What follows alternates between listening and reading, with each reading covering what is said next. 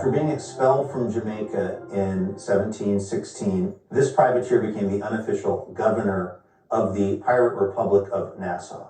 Oh, I don't know this. It's one of my pirate forefathers named Jennings. Ken Jennings might not know his trivia quite like he used to. This is the ravages of time we're witnessing. Yeah, this is like watching me turn to dust and blow away in a chill wind. Ken Jennings!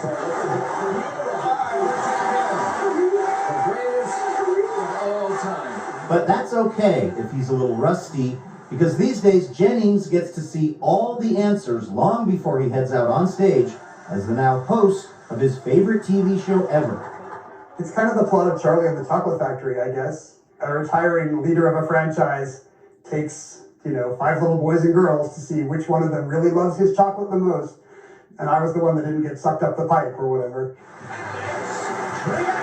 His Wonka, longtime and legendary host Alex Trebek, who guided the show for decades. Jeopardy! A show that turns 60 this year. As a young Mormon kid living in Korea, Jennings says watching armed forces television was his favorite way to pass the time. And his favorite thing to watch? Game shows, of course. I think it was just actually the gameplay itself.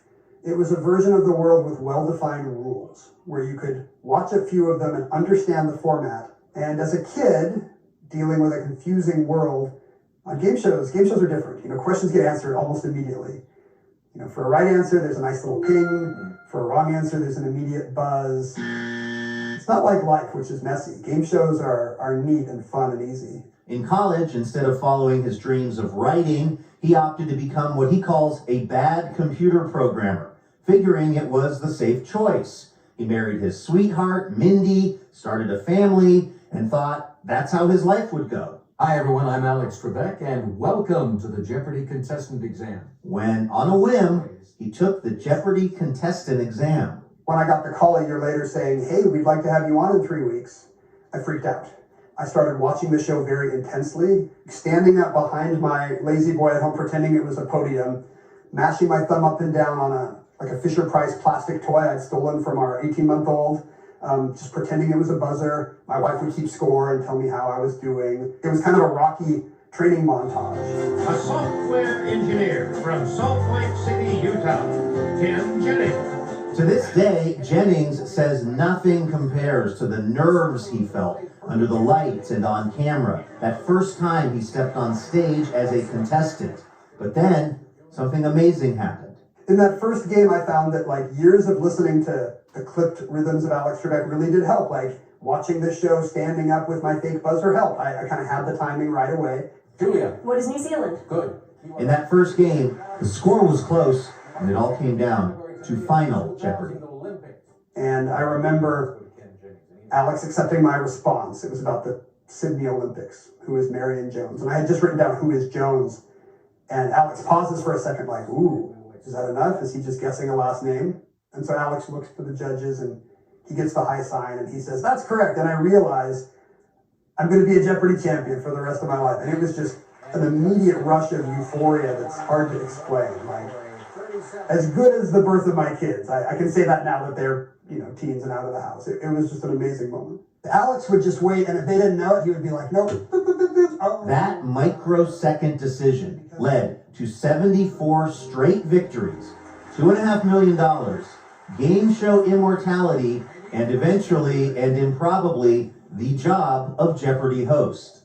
So, I am standing at, you might even say, an altar of sorts that many of us trivia nerds have thought about a lot. This is the light pen, the telestrator, where you can write down your name and your final Jeopardy response. Why does it seem that so many highly intelligent people have such questionable handwriting on this show? Is it something to do with the device? The pen got better. This is much nicer than the version I was trying to write with, which I think had a cord back in 2004. It's funny, I'm getting flashbacks just by being here. It's almost like there are 2 Jeopardy sets for me. There was this one back here, and there's just a chasm between you and Alex. Jennings will admit to one possible advantage he might have in the job, his empathy for players, because he's been there himself.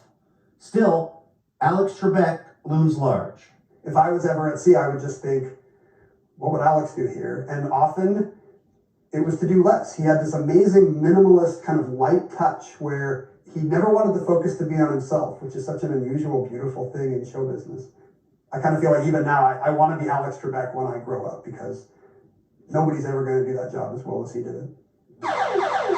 Which brings us back to our game, and a mistake I made earlier, which the judges caught.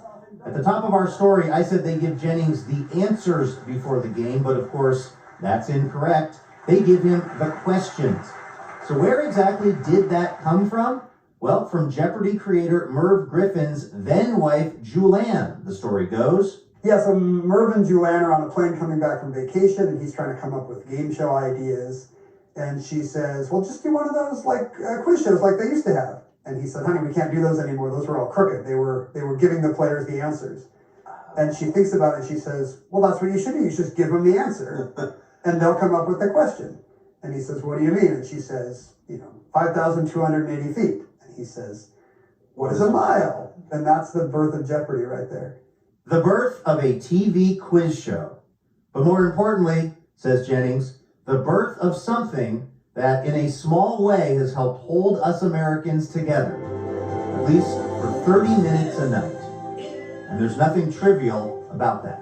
The great and the odd thing about Jeopardy is it's kind of universally popular. Old people like Jeopardy, young people like Jeopardy, red states, blue states. It's bizarrely universal. America still agrees that there's like a half hour every day where facts do matter, and we are allowed to adjudicate things as right or wrong, actually based on science and history. And I do think that's an important bulwark.